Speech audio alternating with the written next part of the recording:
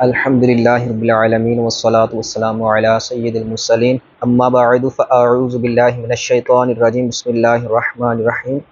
فرمان مصطفیٰ صلی اللہ علیہ وآلہ وسلم ہے، جس نے مجھ پر ایک مرتبہ درود پاک پڑھا اللہ پاک اس پر 10 رحمتیں نازل فرماتا ہے۔ صلو علی الحبیب صلی اللہ علی محمد صلی اللہ علیہ وآلہ وسلم۔ پیٹ کی حفاظت کا بیان۔ تم پر پیٹ کی حفاظت اور اس کی اصلاح بھی لازم ہے، کیونکہ مجاہدہ کرنے والے کے لیے اس کی اصلاح کرنا سب سے مشکل اور سب سے زیادہ محنت و مشقت کا کام ہے۔ پیٹ کا اثر اور نقصان بھی بہت زیادہ ہے، کیونکہ یہ منبع و معدن ہے اور تمام اعضاء میں طاقت، کمزوری اور عفت و شہوت اسی سے ابھرتی ہے۔ لہٰذا اگر تم اللہ پاک کی عبادت کا پختہ ذہن رکھتے ہو تو ضروری ہے کہ سب سے پہلے تم پیٹ کو حرام اور شبہ والی غذا سے بچاؤ، پھر ضرورت سے زائد حلال سے بھی اس کی حفاظت کرو۔ پیٹ کو حرام سے بچانا کیوں ضروری ہے؟ پیٹ کو حرام اور شبہ والی غذا سے بچانا 3 باتوں کی وجہ سے ضروری ہے۔ جہنم کی آگ سے بچنے کے لیے اللہ پاک ارشاد فرماتا ہے، ترجمہ کنز الایمان، وہ جو یتیموں کا مال ناحق کھاتے ہیں وہ تو اپنے پیٹ میں نیری آگ بھرتے ہیں، اور کوئی دم جاتا ہے کہ بھڑکتے دھڑے یعنی بھڑکتی آگ میں جائیں گے۔ اور حضور نبی اکرم رسول محتشم صلی اللہ تعالیٰ علیہ وآلہ وسلم نے ارشاد فرمایا، یعنی جس گوشت نے حرام سے نشوونما پائی اس کے لیے آگ زیادہ بہتر ہے۔ حرام خور توفیق عبادت سے محروم۔ حرام اور مشتبہ غذا کھانے والا بارگاہ الہی سے دھتکار دیا جاتا ہے اور اسے عبادت کی توفیق نہیں دی جاتی، کیونکہ اللہ پاک کی عبادت کرنے کے لائق وہی ہوتا ہے جو ظاہر و باطن میں پاک و صاف ہو۔ میں کہتا ہوں غور کرو، کیا اللہ پاک نے بے غسل شخص کو مسجد میں داخل ہونے سے منع نہیں فرمایا؟ اور کیا بے وضو کو قرآن پاک چھونے سے نہیں روکا؟ اللہ پاک ارشاد فرماتا ہے، ترجمہ کنز الایمان، اور ناپاکی کی حالت میں بے نہائے مگر مسافری میں۔ اور دوسرے مقام پر ارشاد فرمایا، ترجمہ کنز الایمان، اسے نہ چھوئیں مگر باوضو۔ حالانکہ جنابت اور بے وضو ہونا ایک مباح کام ہے، جب اس پر اتنا سخت حکم ہے تو پھر جو حرام اور مشتبہ چیز کی غلاظت و گندگی میں ڈوبا ہوگا اس کا کیا حال ہوگا؟ اسے کب اللہ پاک کی پیاری عبادت اور مبارک ذکر کی طرف بلایا جائے گا؟ ہرگز نہیں، اسے یہ توفیق نہیں دی جائے گی۔ خزانہ عبادت کی چابی۔ حضرت سیدنا معاذ رضی علیہ رحمۃ اللہ الہادی فرماتے ہیں، عبادت اللہ پاک کے خزانوں میں سے ایک خزانہ ہے، اس کی چابی دعا اور چابی کے دندانے حلال روزی ہے۔ تو جب چابی کے دندانے ہی نہیں ہوں گے تو دروازہ کیسے کھلے گا؟ اور جب دروازہ ہی نہیں کھلے گا تو بندہ اس میں پائے جانے والے عبادت کے خزانے تک کیسے پہنچے گا؟ ناپاک غذا کی نحوست۔ حرام اور مشتبہ غذا کھانے والا نیک عمل سے محروم رہتا ہے، اور اتفاق سے اگر کوئی نیک کام کر بھی لے تو وہ قبول نہیں کیا جاتا بلکہ رد کر دیا جاتا ہے، اور وہ اس نیک کام میں سوائے تھکاوٹ، پریشانی اور وقت ضائع کرنے کے کچھ حاصل نہیں کرتا۔ چنانچہ حضور سرور عالم نور مجسم صلی اللہ تعالیٰ علیہ وآلہ وسلم نے ارشاد فرمایا، رات کو عبادت کرنے والے بہت سے ایسے ہوتے ہیں جنہیں بیداری کے سوا کچھ ہاتھ نہیں آتا، اور بہت سے روزہ داروں کو اپنے روزے سے سوائے بھوک پیاس کے کچھ نہیں ملتا۔ حضرت سیدنا ابن عباس رضی اللہ تعالیٰ عنہما نے فرمایا، جس شخص کے پیٹ میں حرام ہو اللہ پاک اس کی نماز قبول نہیں فرماتا۔ ان باتوں پر خوب غور کرو۔ زائد از ضرورت حلال کی 10 آفات۔ جہاں تک ضرورت سے زائد حلال کی بات ہے تو یہ بات عبادت گزاروں اور مجاہدہ کرنے والوں کے لیے آفت و بلا ہے۔ میں نے اس میں غور کیا تو 10 آفتیں میرے سامنے آئیں جو جڑ کی حیثیت رکھتی ہیں۔ نمبر 1، دل کی سختی۔ زیادہ کھانے سے دل سخت ہوتا اور دل کا نور چلا جاتا ہے۔ مروی ہے کہ حضور ساقی کوثر شافعی محشر صلی اللہ تعالیٰ علیہ وآلہ وسلم نے ارشاد فرمایا، زیادہ کھا پی کر اپنے دل کو مردہ مت کرو، کیونکہ دل مردہ ہو جاتا ہے جس طرح کھیتی پر پانی زیادہ ہو جائے تو تباہ ہو جاتی ہے۔ ایک بزرگ رحمۃ اللہ تعالیٰ علیہ نے اس بارے میں فرمایا کہ معدہ دل کے نیچے ابلتی ہوئی ہنڈیا کی طرح ہوتا ہے، جس میں سے بخارات دل کی طرف بلند ہوتے ہیں، اور بخارات کی کثرت دل کو میلا کچیلا کر دیتی ہے۔ نمبر 2، اعضاء میں شرانگیزی۔ زیادہ کھانے سے اعضاء میں فتنہ و شرانگیزی پیدا ہوتی ہے اور وہ فضولیات اور فساد کی طرف بڑھتے ہیں، کیونکہ جب آدمی کا پیٹ بھرا ہو تو نگاہیں حرام یا فضول چیزوں کی طرف اٹھنے لگتی ہیں، کان انہیں سننے لگتے ہیں، زبان بھی ان لغویات میں پڑ جاتی ہے، شرمگاہ میں شہوت ابھرتی ہے اور قدم اس کی طرف بڑھنے لگتے ہیں، اور جب آدمی بھوکا ہو تو تمام اعضاء پرسکون بلکہ نڈال ہوتے ہیں، نہ فضولیات کی رغبت کرتے ہیں، نہ ہی ان میں فضولیات کے لیے ہمت ہوتی ہے۔ حضرت سیدنا استاد ابو جعفر رحمۃ اللہ تعالی علیہ نے فرمایا، پیٹ ایک ایسا عضو ہے کہ اگر یہ بھوکا ہوگا تو تمام اعضاء سیر ہوں گے، یعنی پرسکون رہیں گے، اور تم سے کسی شے کا مطالبہ نہیں کریں گے، اور اگر پیٹ بھرا ہوگا تو تمام اعضاء بھوکے ہوں گے۔ خلاصہ یہ ہے کہ آدمی کے افعال و اقوال اس کے کھانے پینے کے مطابق ہوتے ہیں، اگر اندر حرام جائے گا تو باہر بھی حرام ہی نکلے گا، اور اگر اندر فضول جائے گا تو باہر بھی فضول ہی نکلے گا۔ کھانا گویا کہ افعال کا بیج ہے جس سے افعال اگتے ہیں۔ نمبر 3، فہم و فراست میں کمی۔ زیادہ کھانے سے فہم و فراست اور علم کی کمی کا سامنا کرنا پڑتا ہے، کیونکہ شکم سیری ذہانت اور سمجھ بوجھ کو ختم کر دیتی ہے۔ حضرت سیدنا سلیمان دارانی قدس سرہ النورانی نے سچ فرمایا کہ جب تجھے دنیا یا آخرت کی کوئی حاجت درپیش ہو تو اس وقت تک کچھ نہ کھا جب تک اپنی حاجت پوری نہ کر لے، کیونکہ کھانا عقل کو بدل دیتا ہے۔ یہ بالکل واضح بات ہے، جس نے اس کا تجربہ کیا وہ اسے بخوبی جانتا ہے۔ نمبر 4، عبادت میں کمی۔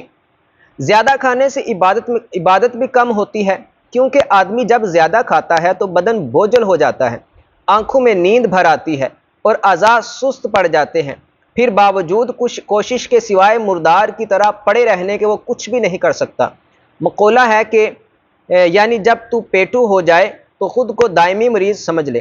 مروی ہے کہ حضرت سیدنا یحییٰ علیہ السلام نے ابلیس کو بہت سارے جال اٹھائے دیکھا تو ارشاد فرمایا، یہ کیا ہے؟ اس نے کہا، یہ خواہشات ہیں جن کے ذریعے میں آدمی کا شکار کرتا ہوں۔ حضرت سیدنا یحییٰ علیہ السلام نے فرمایا، ان میں میرے لیے بھی کوئی جال ہے؟ ابلیس نے کہا، نہیں، بس ایک رات آپ نے پیٹ بھر کر کھانا کھایا تو میں نے نماز کو آپ پر بھاری کر دیا تھا۔ حضرت سیدنا یحییٰ علیہ السلام نے فرمایا، اب میں کبھی بھی پیٹ بھر کر نہیں کھاؤں گا۔ ابلیس بولا، آج کے بعد میں بھی کسی کو نصیحت کی بات نہیں بتاؤں گا۔ یہ ان کا حال تھا، جنہوں نے پوری زندگی میں صرف ایک رات پیٹ بھر کر کھانا کھا لیا تو اس کا کیا حال ہوگا جو پوری زندگی میں ایک رات بھی بھوکا نہیں رہتا اور پھر بھی عبادت کی امید کرتا ہے۔ حضرت سیدنا سفیان ثوری علیہ رحمۃ اللہ القوی نے فرمایا، عبادت ایک پیشہ ہے، اس کی دکان تنہائی ہے اور اس کا آلہ بھوک ہے۔ نمبر 5، عبادت کی حلاوت کا خاتمہ۔ زیادہ کھانے سے عبادت کی حلاوت و مٹھاس ختم ہو جاتی ہے۔ امیر المومنین حضرت سیدنا ابو بکر صدیق رضی اللہ تعالی عنہ نے فرمایا، میں جب سے اسلام لایا ہوں پیٹ بھر کر نہیں کھایا تاکہ اپنے رب کی عبادت کی مٹھاس پا سکوں، اور اپنے رب عز و جل کی ملاقات کے شوق سے کبھی سیر ہو کر نہیں پیا۔ یہ صفات اہل کشف حضرات کی ہیں، اور امیر المومنین حضرت سیدنا ابو بکر صدیق رضی اللہ تعالیٰ عنہ بھی صاحب کشف تھے، اور محسن کائنات فخر موجودات صلی اللہ تعالیٰ علیہ وآلہ وسلم نے اپنے اس فرمان میں اسی طرف ارشاد فرمایا ہے کہ ابو بکر نماز روزے کی زیادتی کی وجہ سے تم سے افضل نہیں ہوئے، بلکہ اس افضلیت کی وجہ ان کے سینے میں چھپی شے ہے۔ حضرت سیدنا سلیمان دارانی قدس سرہ النورانی نے فرمایا، عبادت کی سب سے زیادہ مٹھاس مجھے اس وقت ہوتی ہے جب میرا پیٹ میری پیٹ سے لگا ہو۔ نمبر 6، حرام میں پڑنے کا خطرہ۔ زیادہ کھانے کی صورت میں حرام یا مشتبہ غذا میں پڑنے کا خطرہ ہوتا ہے، کیونکہ حلال تو بقدر ضرورت ہی ملتا ہے۔ حضور نبی اکرم رحمت عالم صلی اللہ تعالیٰ علیہ وآلہ وسلم نے ارشاد فرمایا، حلال تیرے پاس بقدر ضرورت ہی آئے گا اور حرام تیرے پاس بے تحاشا آئے گا۔ اللہ۔ نمبر 7، طرح طرح کی مصروفیت۔ زیادہ کھانے والے کا دل اور بدن مصروف رہتے ہیں۔ پہلے تو اس کے حصول کی تگ و دو، پھر اسے تیار کرنے کی محنت، پھر اسے کھانے اور پھر اس سے فراغت و خلاصی پانے کی فکر کرنے، اور اس کے بعد اس کے نقصانات سے بچنے کی کوشش کرنا، کیونکہ زیادہ کھانے سے جسم میں کئی طرح کی بیماریاں پیدا ہو جاتی ہیں۔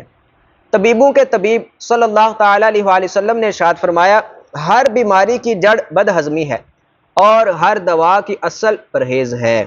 حضرت سیدنا مالک بن دینار علیہ رحمۃ اللہ الغفار فرمایا کرتے تھے، اے لوگو، کھانے کی کثرت کے سبب مجھے بار بار بیت الخلاء جانا پڑا، حتیٰ کہ مجھے اپنے رب عز و جل سے حیا آنے لگی۔